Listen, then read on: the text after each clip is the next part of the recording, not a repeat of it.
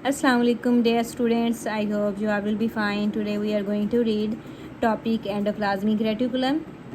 Page number 47 पे आज हम पढ़ेंगे एंडोप्लाज्मिक रेटिकुलम। सबसे पहले इसकी हम रीडिंग कर लेते हैं, देन हम इसका माइंड मैप करेंगे। मैं सबसे पहले इसकी आपको डायग्राम दिखा देती हूँ कि इसकी डायग्राम कैसे होती है। ये आपको नज़र आ रही है एंडोप्लाज्मिक रेटिकुलम, ये आपको आ रही है। ये न्यूक्लियर इन्वेलप होता है, ठीक है। न्यूक्लियस के इर्द गिर्द ही होती है, ठीक है। न्यूक्लियस है ना, उसके बाहर होती है एंडोप्लाज्मिक रेटिकुलम, और ये दरमियान में आपको जो है न्यूक्लियर इन्वेलप दिखाया हुआ है। ये अंदर न्यूक्लियस है, और ये जो ऊपर आपको छोटे छोटे ये नज़र आ रहे हैं ना, ग्रैनुलर स्ट्रक्चर छोटे छोटे, ये होती हैं राइबोसोम्स, ठीक है। जिस एंडोप्लाज्मिक रेटिकुलम के जिस पार्ट के ऊपर राइबोसोम्स अटैच होते हैं उसे हम कहते हैं रफ एंडोप्लाज्मिक रेटिकुलम, ठीक है। और जिसके ऊपर राइबोसोम्स नहीं होते उस एंडोप्लाज्मिक रेटिकुलम को हम कहते हैं स्मूथ एंडोप्लाज्मिक रेटिकुलम, ठीक है। इसके टू जो हैं टाइप्स होती हैं, टू काइंड्स होती हैं। हम दोनों के बारे में पढ़ेंगे।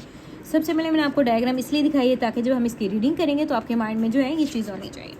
इसकी डायग्राम जो है आपके माइंड में होनी चाहिए, तो देन आपको रीडिंग की अच्छे से समझ आएगी, कॉन्सेप्ट आपका अच्छे से क्लियर होगा। Okay,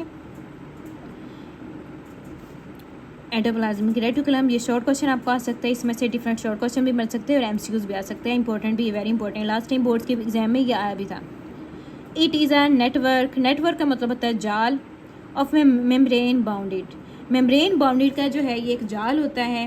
channels present through out the cytoplasm, membrane bounded channels होते हैं पूरे साइटोप्लाज्म के अंदर जो है ना, ये बिखरे होते हैं। थ्रू आउट का मतलब होता है सारे साइटोप्लाज्म के अंदर।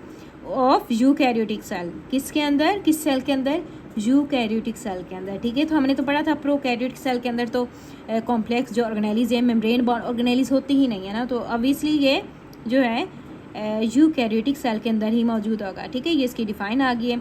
There are two types of endoplasmic reticulum, two इसकी टाइप्स होती है, वो हम नेक्स्ट पढ़ते हैं। ये इन्होंने इसकी डिफाइन बताई होती है, ठीक है। किसका नेटवर्क है, network of membrane bound channels. कौन से चैनल्स होते हैं, ये वाले, ये आपको बता रहे हैं, ये चैनल्स हैं, ठीक है। मेम्ब्रेन बाउंड चैनल्स हैं जो किसको बना रहे हैं, जो थ्रू आउट द साइटोप्लाज्म होते हैं, ठीक है। थ्रू आउट द साइटोप्लाज्म होते हैं यूकैरियोटिक सेल के अंदर। इसकी टू टाइप्स हैं, हम इसको ये भी पढ़ लेते हैं। टू टाइप्स होती हैं। फर्स्ट वन क्या है, rough endoplasmic reticulum, numerous ribosomes are attached on its surface.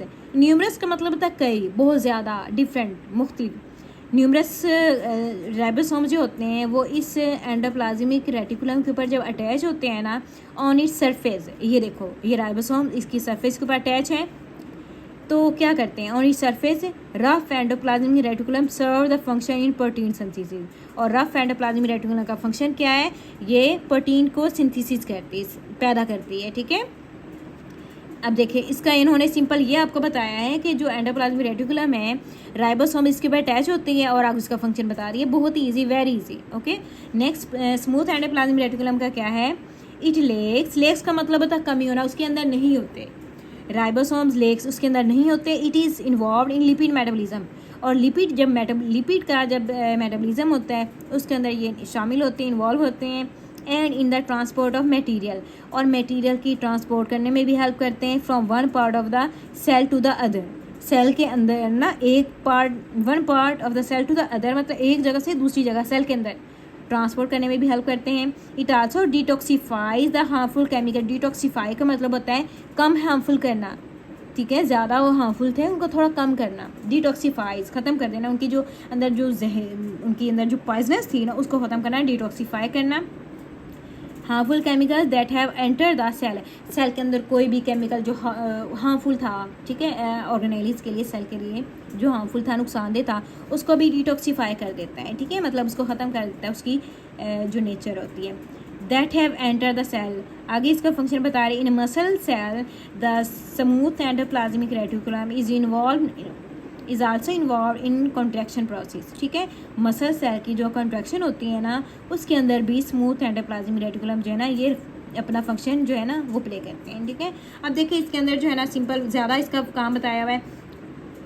Rough endoplasmic reticulum का काम तो है लेकिन सिर्फ उसका एक ही काम है, प्रोटीन का सिंथेसिस करना, और उसका बस काम ख़त्म, ठीक है।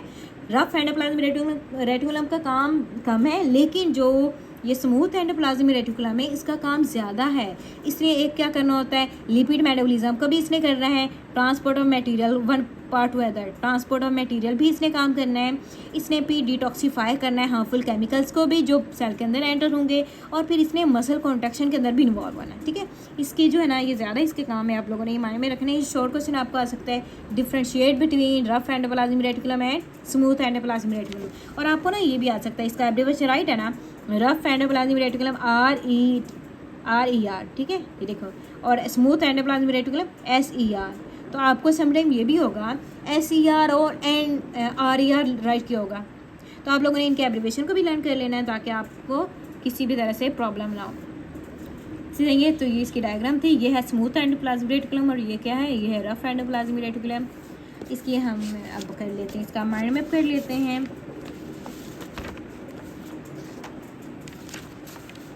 माइंड मैप में देखिए, सबसे पहले जो है इसकी मैंने डिफाइन बनाई है, डिफाइन देखें कैसे है, नेटवर्क ऑफ मेम्ब्रेन बाउंड और चैनल्स। नेटवर्क किसका है, मेम्ब्रेन बाउंड चैनल्स का है इन साइटोप्लाज्म के अंदर, पूरे साइटोप्लाज्म के अंदर जो इनका नेटवर्क होता है। इसकी 2 टाइप्स होती हैं, रफ एंडोप्लाज्मिक रेटिकुलम जिसको हम कहते हैं RER, और दूसरी टाइप्स कौन सी है, स्मूथ एंडोप्लाज्मिक रेटिकुलम जिसे हम कहते हैं SER। रफ एंडोप्लाज्मिक रेटिकुलम का क्या है, इसके ऊपर क्या अटैच होती है, न्यूमरस राइबोसोम अटैच्ड, और इसके ऊपर स्मूथ के ऊपर लेक ऑफ राइबोसोम, इसके ऊपर राइबोसोम अटैच नहीं होते। अच्छा, SER का क्या फंक्शन है, SER का फंक्शन है प्रोटीन सिंथेसिस, जस्ट एक ही फंक्शन है, 1 फंक्शन। लेकिन जो स्मूथ का है इसका तो काफ़ी ज़्यादा है फंक्शन, लिपिड मेटाबॉलिज्म भी हो रहा है इसमें, ट्रांसपोर्ट ऑफ मटेरियल भी इसमें हो रहा है, डिटॉक्सीफाई द हार्मफुल केमिकल्स भी हो रहे हैं, इन्वॉल्व इन मसल कॉन्ट्रैक्शन भी हो रहा है। इसके ज़्यादा फंक्शन है, ये आप लोगों ने माइंड में रखना है कि जो स्मूथ एंडोप्लाज्मिक रेटिकुलम है जिसके ऊपर राइबोसोम अटैच नहीं होते उसके काम ज़्यादा है। ये मैंने आपको माइंड में भी बनाया है, या इसकी डायग्राम भी बनाई है। ये न्यूक्लियर इन्वेलप होता है, ये न्यूक्लियस होते हैं, इसके साथ जो है ना इसके बाहर जो है ना ये एंडोप्लाज्मिक रेटिकुलम अटैच होती है, इसके बाहर प्रेजेंट होती हैं, जिसके ऊपर एंडोप्लाज्मिक रेटिकुलम का वो पार्ट जिसके ऊपर राइबोसोम छोटे छोटे अटैच होते हैं उसे हम कहते हैं रफ एंडोप्लाज्मिक रेटिकुलम, और जिसके ऊपर राइबोसोम अटैच नहीं होते उसे हम कहते हैं स्मूथ एंडोप्लाज्मिक रेटिकुलम। ठीक है, ये इसकी टाइप्स हैं, ये इसका माइंड मैप था, इसको नोट कर लीजिएगा, वेरी इंपॉर्टेंट। अगर आप इसका माइंड मैप अच्छे से लर्न कर लेंगे ना तो आपको जो है थ्योरी जो है ना वो ज़्यादा ईजी लगेगी। दैन अगर आप जो है माइंड मैप सिर्फ लर्न कर लेते हैं, और माइंड मैप लर्न करने के बाद जो है ना फिर जब पेपर में अगर आता है आपके टेस्ट में तो आप यही वाली बातें लिख देंगे लाइन में, दैन आपके जो है ना आपके अच्छे ग्रेड आ सकते हैं। ठीक है, अगर आपका कोई क्वेश्चन है, आप कुछ पूछना चाहते हैं, आप लोग मुझे कमेंट सेक्शन में पूछ सकते हैं। अगर आपकी कोई सजेशन है कि मैम हमें इस तरह से आप जो है ना समझाएं, या फिर इस तरह से जो है आपने हमें ये बात बताई थी अगेन बताएं, तो then I am always here for you. आप जो है कमेंट सेक्शन में क्वेश्चन पूछ सकते हैं। ओके, अल्लाह हाफिज़ एंड टेक केयर।